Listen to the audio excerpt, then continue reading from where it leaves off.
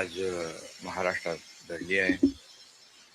खरं म्हणजे असं कुणाच्या स्वप्नातही वाटलं नसेल की अजितदादा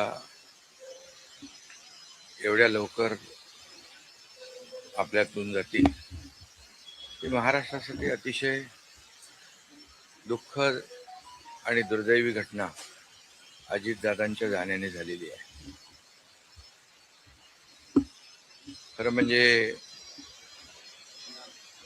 अजितदादा गेले अनेक वर्ष या महाराष्ट्राच्या राजकारणात नेतृत्व करत होते आणि अतिशय परखड स्पष्ट वक्तेपणा आणि प्रशासनावर असलेली त्यांची पकड आपण पाहिलेली आहे. प्रत्येक गोष्टीचा त्यांना बारीक अभ्यास करून बोलण्याची सवय होती आणि परखड स्पष्ट वक्तेपणा, निर्भीड, रोखठोक बोलणारे असले तरी सुद्धा, त्याला चूक म्हणणारे असले तरी सुद्धा अतिशय मनाने ते निर्मळ होते. याचा अनुभव मी स्वतः घेतलेला आहे. त्यांच्यासोबत मी मंत्रिमंडळात देखील काम केलं. मी मुख्यमंत्री असताना त्यांनी उपमुख्यमंत्री म्हणून देखील काम केलं आणि जेव्हा मुख्यमंत्री मी असताना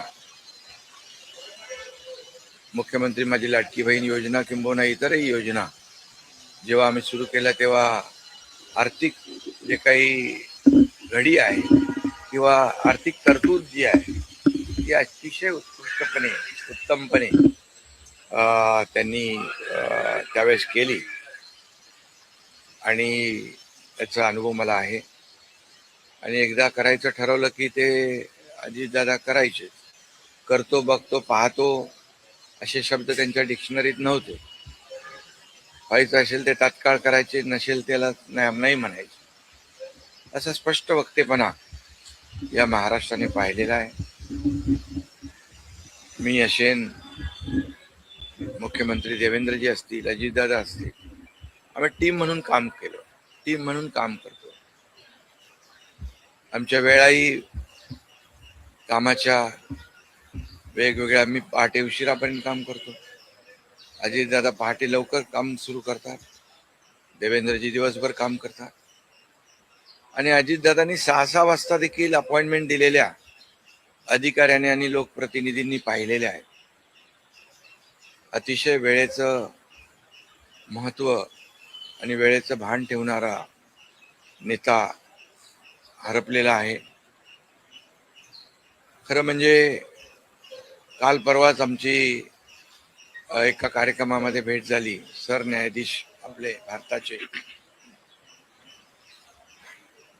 मुंबईत आले होते आणि ते येण्यापूर्वी आम्ही तिथंच एका चेंबरमध्ये बसलो होतो आणि त्यावेळेस झालेल्या चर्चा, गप्पा गोष्टी, आजही सकाळी जेव्हा मला त्यांची ही घटना कळली तेव्हा तेच समोर त्याच आठवणी काल परवाच्या येऊ लागल्या. खरं म्हणजे माझ्यापेक्षा ते राजकारणात देखील अनुभवी नेते, गेल्या अनेक वर्षापासूनचा त्यांचा अनुभव, वयाने देखील माझ्यापेक्षा ते मोठे होते माझ्या आणि अनुभवाने देखील. आणि म्हणून त्यांना राज्यातल्या अनेक विषयांचा गाढा अभ्यास होता. अनेक विभाग त्यांनी हाताळले होते. याचा राज्याला फायदा होत होता.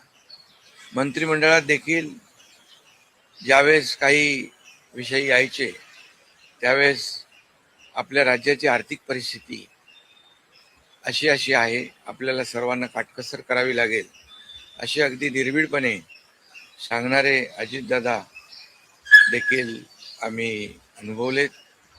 शिस्तीचा नेता म्हणूनही आम्ही अनुभवलेला. आणि त्यामुळे त्यांच्या जाण्याने फक्त पवार कुटुंबियांचंच नाही तर संपूर्ण महाराष्ट्राचं न भरून येणारं नुकसान झालेलं आहे. आणि माझ्यापेक्षा वयाने मोठे असल्यामुळे एक जी काय आमची गेल्या अनेक वर्षापासूनची जवळीक निर्माण झाली होती, त्यामुळे राजकारणातले आम्ही तिघजण एक टीम म्हणून काम करत असलो तरी सुद्धा एक मोठा भाऊ हरपल्याची गेल्याची भावना देखील, दुःख देखील माझ्या मनामध्ये आहे आणि मी त्यांना भावपूर्ण आदरांजली अर्पित करीत असतानाच मनामध्ये फार दुःखाच्या भावना आहेत. त्यांचं कुटुंब हे दुःख पचवण्याची क्षमता डोंगरा एवढं दुःख आहे, ही क्षमता ईश्वराने त्यांना प्रदान करावी. कुटुंबाचंच नाही, संपूर्ण महाराष्ट्र झालेलं आहे नुकसान.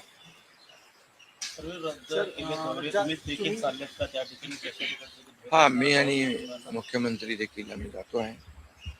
आमचे सहकारी आमच्यातून गेलेत, त्याचं दुःख आहे. म्हणजे सभा होत्या त्याही आज आम्ही रद्द केलेल्या आहे. सर, एक विचार असं वाटतं की तुम्ही आता उल्लेख केला की 2 दिवसांपूर्वी त्यांच्या जवळपास 1-1.5 तास तुम्ही बसलेले होतात दोघंच, खूप गप्पा झाल्या त्या चेंबरमध्ये.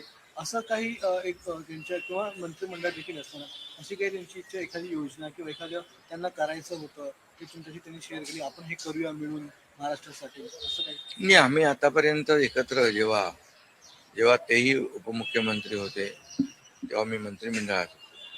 मी मुख्यमंत्री असतानाही उपमुख्यमंत्री होते. आता देवेंद्रजी मुख्यमंत्री आहेत. आम्ही जे काही निर्णय आम्ही घ्यायचो ते निर्णय मिळूनच घ्यायचो आणि मग एकदा एखादी सूचना आली की मग त्याला तिघांनी बळ देऊन ते पूर्ण करायचं. अजितदादा देखील एकदा कधी कधी असंही म्हणायचे की आपली आर्थिकता, आपली जी काही अर्थव्यवस्था महाराष्ट्राची आहे, काही नवीन योजना केल्यामुळे आपल्याला काटकसर करावी लागेल, पण जेव्हा काही निर्णय आपल्याला घ्यावेच लागतील त्यावेळेस मात्र ते मागे हटत नव्हते आणि याचा अनुभव देखील आम्ही घेतलेला आहे. न भरून निघणारी पोकळी सातारा असेल, पश्चिम महाराष्ट्र या ठिकाणी देखील कशा प्रकारची तुम्ही पोकळी भरून काढणार आहे? नाही, यामध्ये साताराच नाही आहे, तर त्यांचं जे असलेलं जे काही अनुभव आहे हा महाराष्ट्रासाठी होता.